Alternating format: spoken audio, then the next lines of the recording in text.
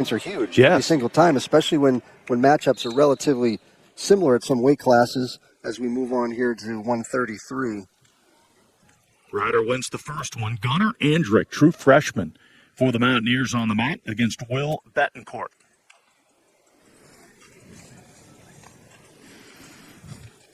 Betancourt victorious over Andy Hampton of Michigan State. Won that one 9-4 last weekend. And Andrick, again, as a true freshman, really has been a revelation in West Virginia's lineup early in his career. Yeah, I think he's wrestled really well. It's been very solid. Been pretty even. I know when kids are making this jump from high school to college and they've had all this success, and he's lost matches here in college, more so probably than he did in high school, right? So it takes a little getting used to in terms of the quality of people you're wrestling and the technical things that have to happen like that.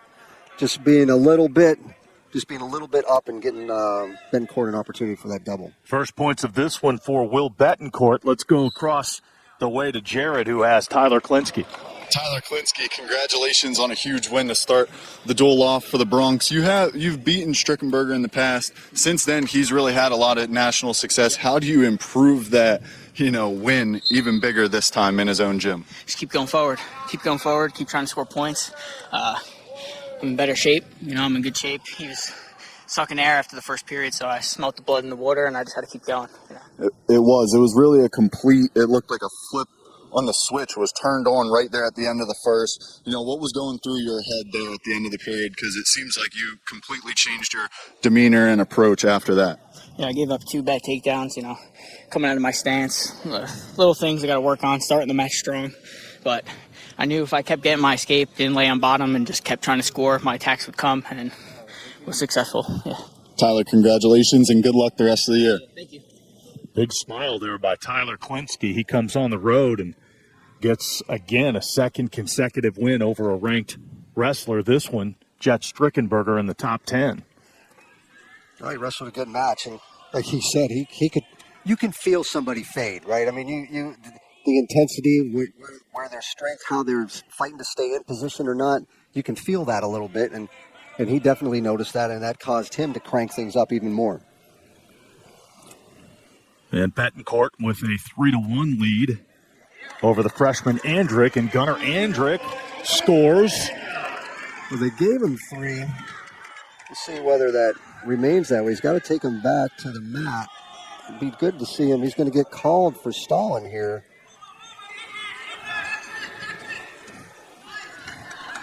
It'd be nice to just secure this, just to make sure if there is any challenge that he can't. Well, I was going to have to take him out of bounds now. Right. Great effort by him. I don't know. I couldn't hear any of that. I think what he said was initially it was not a takedown. And then when he saw him put his hands down later, that's when they called it. That's when they said it was. So technically he won the challenge, but still it was a takedown. Right. So everybody's right. And they took 10 seconds off riding time as well. Andrick with a burst of energy here after that replay timeout. And the whistle comes with 1 second. Well, they both had an opportunity to rest. Not that they really needed it. I thought they both were wrestling pretty hard and pretty well. End of the first period with Andrick on top. That was a nice takedown and a way to keep battling, like you mentioned earlier, right? Because if he just says, oh, this is a tough spot, and I sort of let him go, he doesn't get that takedown toward the end. He doesn't, and it's a very impressive first period from Andrick against a veteran in Will Betancourt, and a veteran is just that. Betancourt been at Ohio State, spent time at Penn State as well, finally finding time in his home in Ryder now. Betancourt, District 3 Power in Pennsylvania. His father is the head coach of Lowell Lancaster Alliance Wrestling, one of the best clubs in the Pennsylvania area, doing great thing for Central PA Wrestling. They've produced some of the best powers in the country. Nick Feldman, the heavyweight at Ohio State, just got a number 2 rank upset against Ferrari from Nebraska. Aaron Seidel, a national power, going to Virginia Tech to compete. And, of course, Will Betancourt, who was a state champ his senior year at Mannheim Central, doing great things for the area in Central PA and having these athletes compete at the national level afterwards. It's West Virginia's freshman, though, Gunnar Andrick, who has the lead here, 5-3. We approach the midway point of period number 2. And, Tony, we're watching Andrick grow up right before our eyes. Well, I think he's doing a nice job, right? I mean, the adjustment from college, I mean, there's a power and things along those lines, but the technical part of it, I mean, just your elbow being a little one place or the other, or you're standing up a little further than you were, you're given these little spaces, and these guys take advantage of that stuff, and it's just the adjustments that you have to make. And obviously for Betancourt, transferring in and all that kind of stuff, you go to some of these schools, and you're not, if you don't win the wrestle-offs and all that, you're not going to see a lot of mat time. It's not like the other sports, right, where they say, well, we'll give you a couple minutes here or whatever. You don't really get that opportunity a whole lot. So there's no 2 or 3 deep in wrestling. No, you're right. I mean, so if you want to wrestle, you got to go someplace where you can get in the lineup. And once you're in the lineup, I mean, there's lots of things that can happen. Well, that's the strategy of rider coach John Hange and his staff as they get great talent out of the transfer portal. As we head to the third period here. So, pretty neutral third period. Andrick with the relatively early escape, and then Betancourt's going to take down for the third. Nice to see Andrick with a little time on top if he can, but he's got to be careful. Nice switch attempt by Betancourt. There's no 2. And Andrick's still on top. Just again, good chain wrestling by both guys. Now we're out of bounds. 19 seconds in, a lot of action there. And again, Andrick remains in control. Want to spend a little time on top. Obviously, the coaching staff would not like to see him give up a reversal in this particular situation. But if he can get back out to some degree, and it's still a 1-point match when they're on their feet here anyway. So if he can ride this for a little while longer, he's got 30 seconds of riding time. That would help in 1:30 in the period. Nice job of keeping nice job of staying on top. And he's still in a good place. He's got an opportunity to potentially get a near fall here. Follows him out of bounds. Betancourt work on top. Yeah, he scooted right out of bounds there. Andrick did a great job off of that mat return, being able to drag his toes a little bit, just getting a couple extra seconds on that riding time clock and cutting down time in this third period. Starts with a caution there. Yeah. Well, West Virginia bench thinks it should have been on Betancourt. And I'll be honest with you, I wasn't really looking that much. Obviously, they moved. Well, that was a veteran move by Andrick to stay in bounds. He switched feet there. And as you mentioned, just got himself an extra couple of seconds to where now it's very close to being a factor. Well, he's giving up 2 cautions.